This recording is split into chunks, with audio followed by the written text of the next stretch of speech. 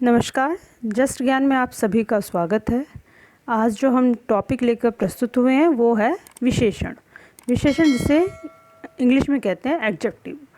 विशेषण वो होता है जो किसी चीज़ की विशेषता बताता है। आज उसे ही हम पढ़ने जा रहे हैं। इससे पहले हमने सर्वनाम पढ़ चुके हैं, संज्ञा पढ़ चुके हैं और ये तीसरा टॉपिक हमारा है विशेषण, जो कि वो भी एक विकारी शब्द है, पद परिचय का एक महत्वपूर्ण हिस्सा है। तो विशेषण के लिए पहले हम कुछ उदाहरण हैं जो आप यहाँ चित्र देख रहे हैं। पहले चित्र में है आरुषि के लंबे बाल हैं, तो और दूसरे चित्र में है मोटा लड़का रो रहा है। तो यहाँ पर जो बाल है उसकी कुछ विशेषता बताई जा रही है, जैसा आप रेड इसमें सर्कल में देख रहे हैं। इसमें कैसे है वो लंबे बाल, इस जगह छोटे बाल भी हो सकते थे, इस जगह घने बाल भी हो सकते थे।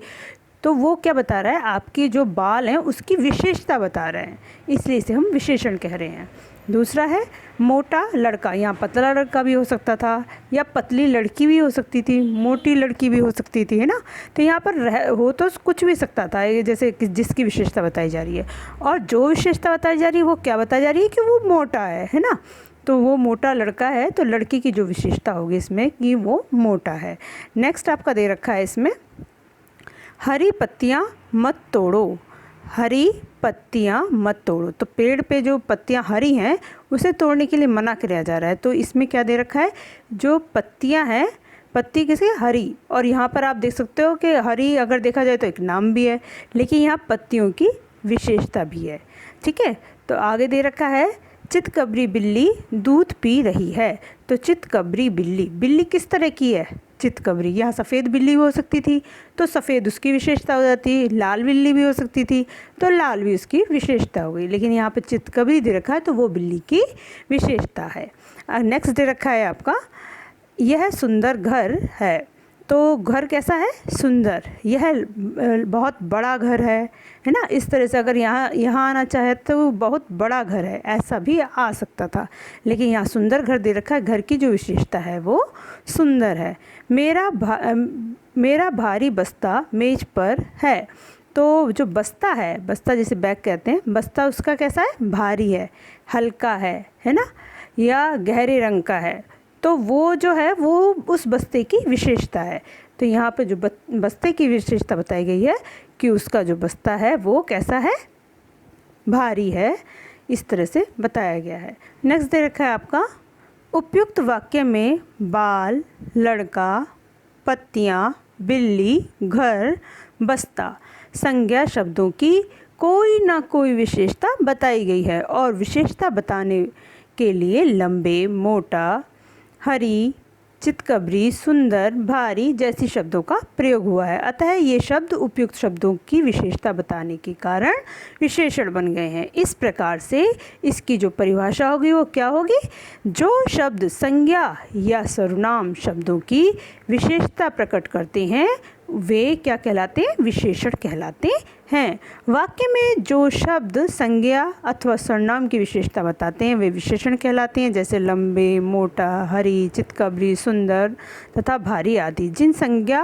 अथवा सर्वनाम शब्दों की विशेषता बताई जाती है उसे विशेष्य कहते हैं, जैसे लड़का, बाल, पत्तियाँ, बिल्ली, घर, बस्ता आदि जो है वो विशेष्य कहलाई जाएगी। पद परिचय में पूछ लिया जाता है कि आप इसमें संज्ञा अगर आपकी दे रखी है और उसकी विशेषता पूछी गई है तो आप उसको विशेषण के साथ जिसकी विशेषता बताई जा रही है वो विशेष्य हो जाता है। तो ये इसका मतलब ये है कि उसे हम विशेष्य बताएंगे। नेक्स्ट आपका दे रखा है विशेषण के भेद। विशेषण के मुख्य रूप से निम्नलिखित 4 भेद होते हैं: गुणवाचक विशेषण, परिमाणवाचक विशेषण, संख्यावाचक विशेषण और सार्वनामिक विशेषण। गुणवाचक विशेषण, इसमें जो सबसे मुख्य जो आपका है वो है गुणवाचक विशेषण। गुणवाचक विशेषण की क्या विशेषता होती है कि वो उसके गुणों को प्रकट करता है कि उसमें की जो क्वालिटी है, उसकी जो गुण है वो कैसी है। जैसे लड़के ने नुकीला भाला फेंका, तो भाला की जो विशेषता है कि वो नुकीला है ना, शार्प है, नुकीला है।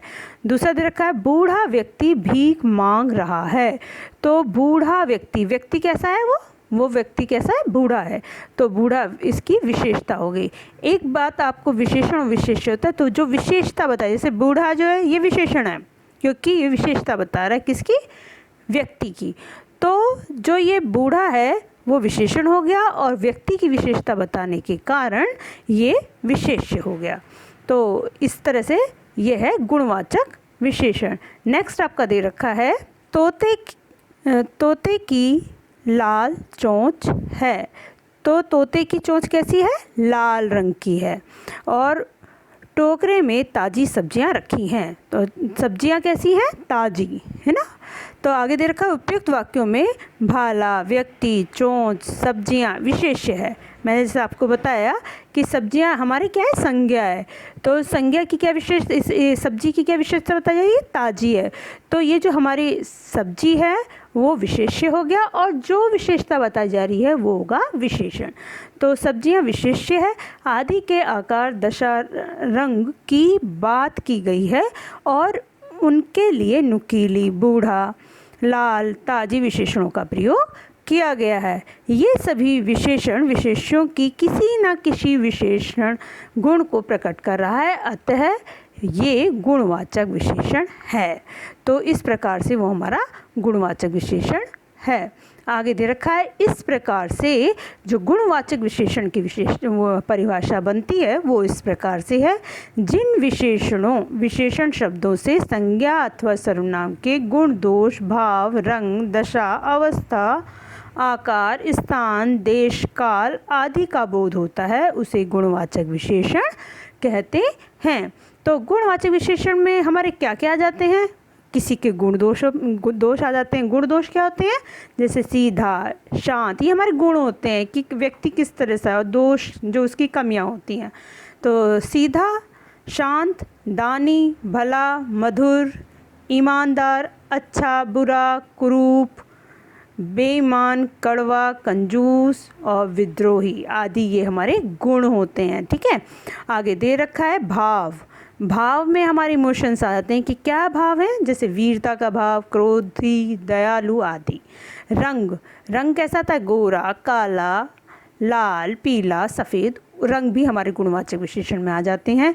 दशा या फिर अवस्था, जैसे कमज़ोर, ताकतवर, पतला, मोटा, स्वस्थ, बूढ़ा, जवान, युवा और बीमार आदि। इस प्रकार से जो हमारी दशा कंडीशंस होती हैं वो उस पर डिपेंड करता है।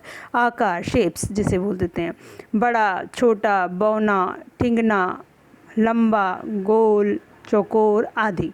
स्थान या देश काल, जैसे शहरी, ग्रामीण, जापानी, चीनी, प्राचीन या फिर आगामी आदि। ये स्थान भी कभी कभी हमारे किस रूप में आ जाते हैं, गुणवाचक विशेषण के रूप में आ जाते हैं। तो इस बात का हमें ध्यान देना है।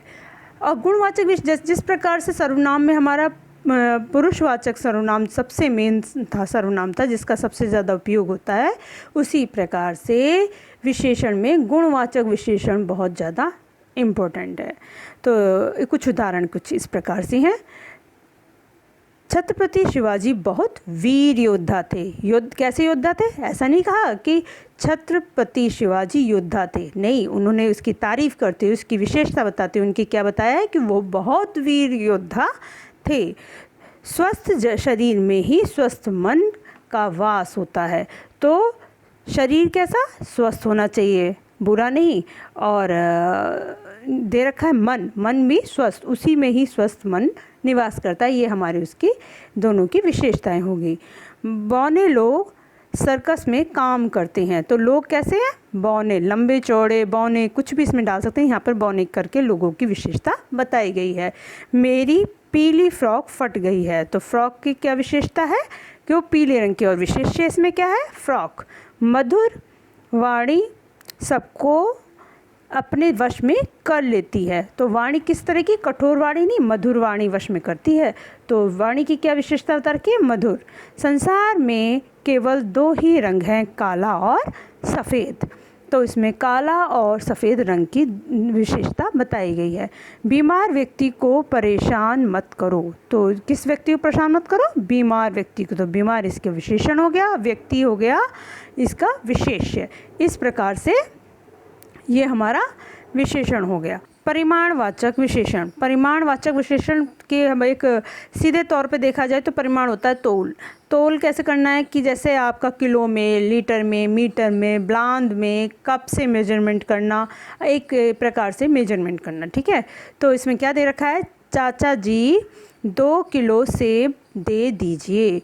तो 2 किलो मतलब सेब का जो वज़न बताया उसने वो कन्फर्म है, उन्होंने कहा कि 2 किलो सेब हमें दे दीजिए। अच्छा, इसमें इस 2 प्रकार से हम आगे पढ़ेंगे, 2 प्रकार के विशेषण होते हैं, ठीक है। मेरा कुर्ता 2 मीटर कपड़े में बनता है। तो कपड़े में जो इनकी विशेषता बताइए कि वो 2 मीटर, और ये आएगा आपका परिमाणवाचक विशेषण में। नेक्स्ट दे रखा है आपका, इस बोतल में 1 लीटर पानी आएगा। तो जो पानी कितने लीटर आएगा, 1 लीटर। 10 ग्राम का 1 तोला होता है। तो जो बता रखा है इसमें 10 ग्राम का है ना, और 1 तोला भी तो इसकी विशेषता में आ गया, तो 1 तोला होता है। उपयुक्त वाक्यों में 2 किलो, 2 मीटर, 1 लीटर, 10 ग्राम, 1 तोला परिमाणवाचक विशेषण का विशेषण है। परिमाणवाचक का अर्थ होता है माप, तोल। इस प्रकार जिन शब्दों से किसी वस्तु की मात्रा, उसका माप अथवा तौल का बोध होता है उसे परिमाणवाचक विशेषण कहते हैं। अच्छा, इसके 2 भेद होते हैं। कौन कौन से भेद होते हैं, निश्चित परिमाणवाचक विशेषण और अनिश्चित परिमाणवाचक विशेषण। तो ये ज़रूरी नहीं है कि हमेशा जो नहीं आपका निश्चित ही परिमाण हम ले पा रहे हो।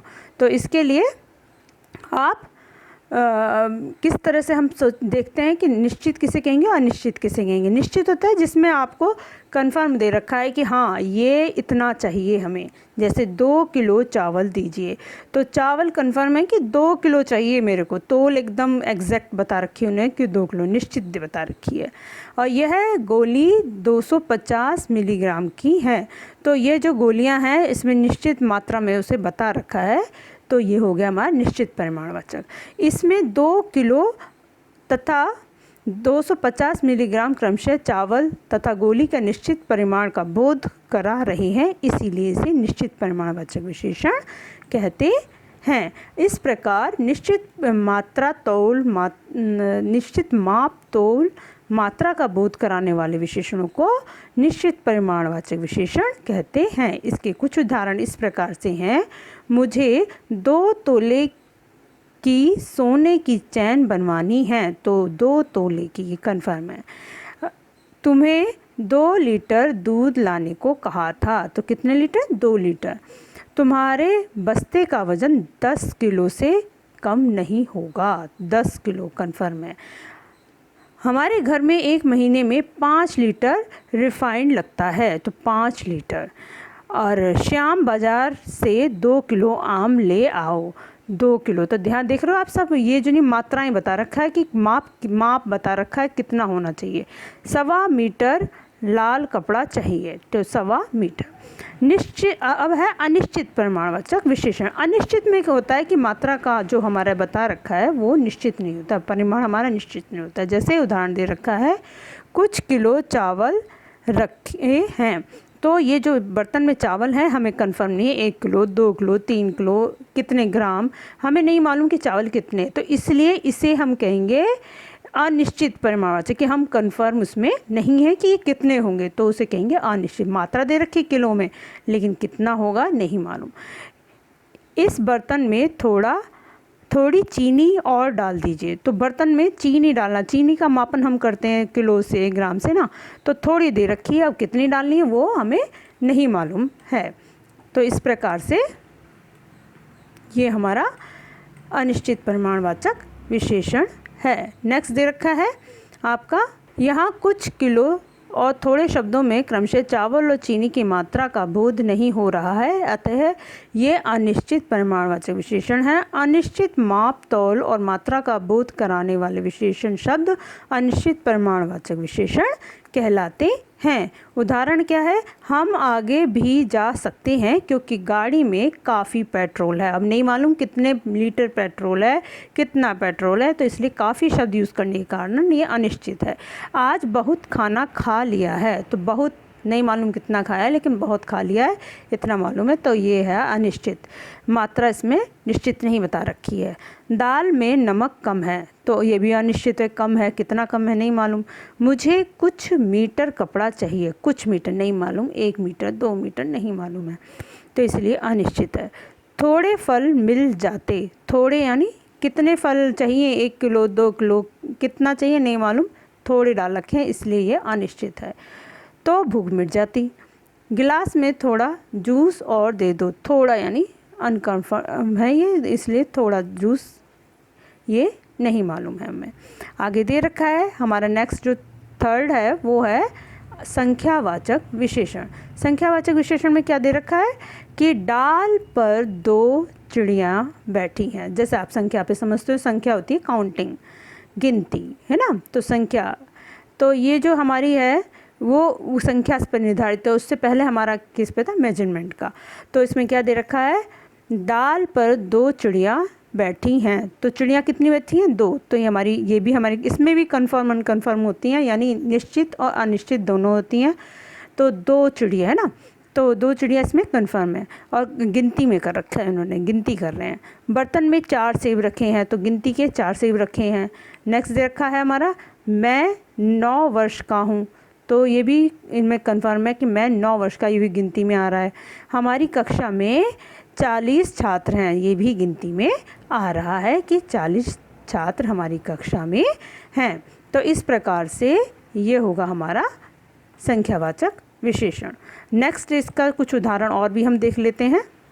उपयुक्त वाक्य में 2, 4, 9 तथा 40 संख्या विशेषण है, क्योंकि ये चिड़िया, सेब, वर्ष तथा छात्रों की संख्या का बोध करा रहे हैं।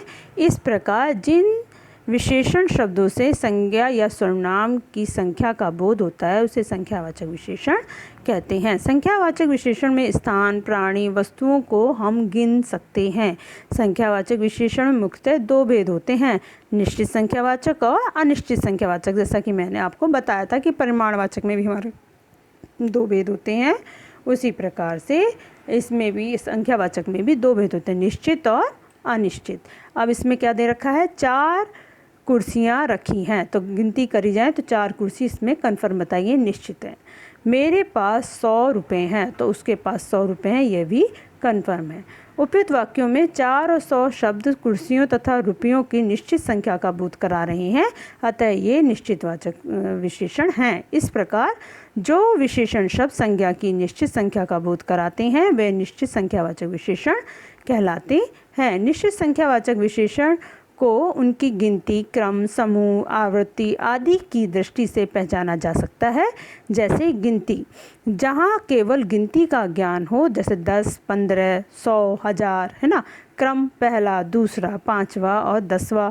समूह, हजारों लोग या नवरात्रि एक समूह हो गए, सप्तऋषि एक समूह हो गया ना।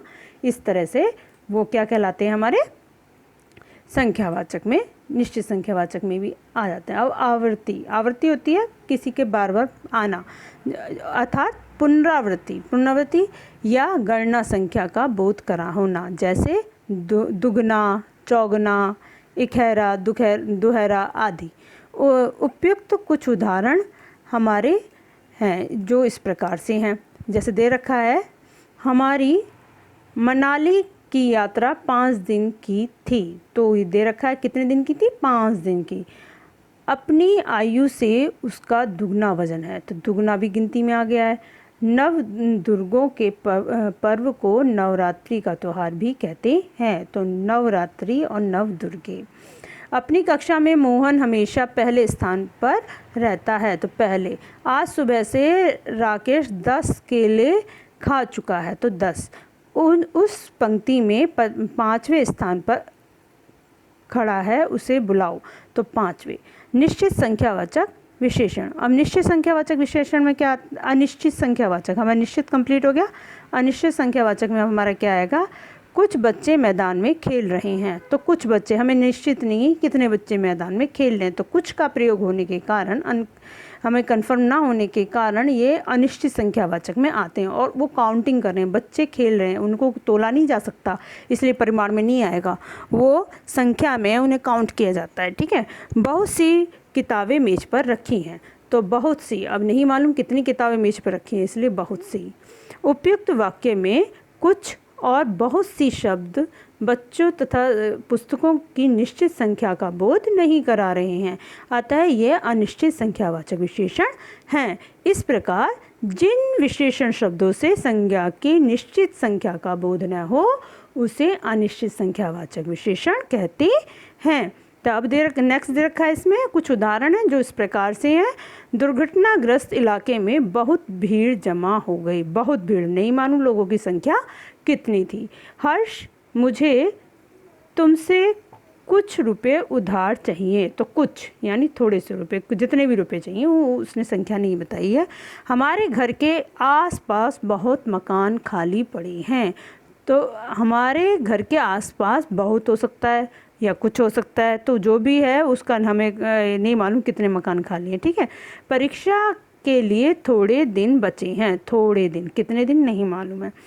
आज कम छात्रों की उपस्थित हुए। आज कम छात्र ही उपस्थित हुए। कम यानी थोड़े से छात्र, तो अनकन्फर्म है यानी निश्चित नहीं है। डिब्बे में थोड़ी सी चीनी है। तो डिब्बे में थोड़ी सी चीनी, नहीं मालूम कितनी चीनी है। नेक्स्ट दे रखा है आपका सार्वनामिक विशेषण। ये विशेषण का चौथा भेद है और यही लास्ट भेद है, क्योंकि विशेषण हमारे 4 प्रकार के होते हैं, संज्ञा हमारी 3 प्रकार की होती है और सर्वनाम हमारे 6 प्रकार के होते हैं।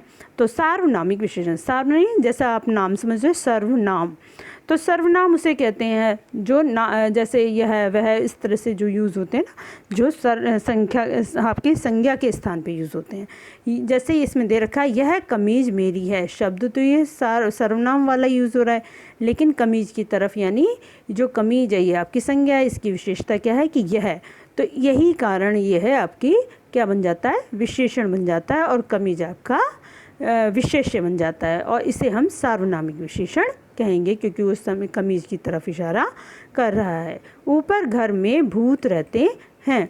तो उस घर में भूत रहते हैं, तो उस घर में भूत रहते हैं मतलब जो दिखा रहे हैं वो घर क्या है हमारा संज्ञा, उसकी विशेषण क्या उस घर में। ठीक। आगे दे रखा है ये अंगूर बहुत खट्टे हैं।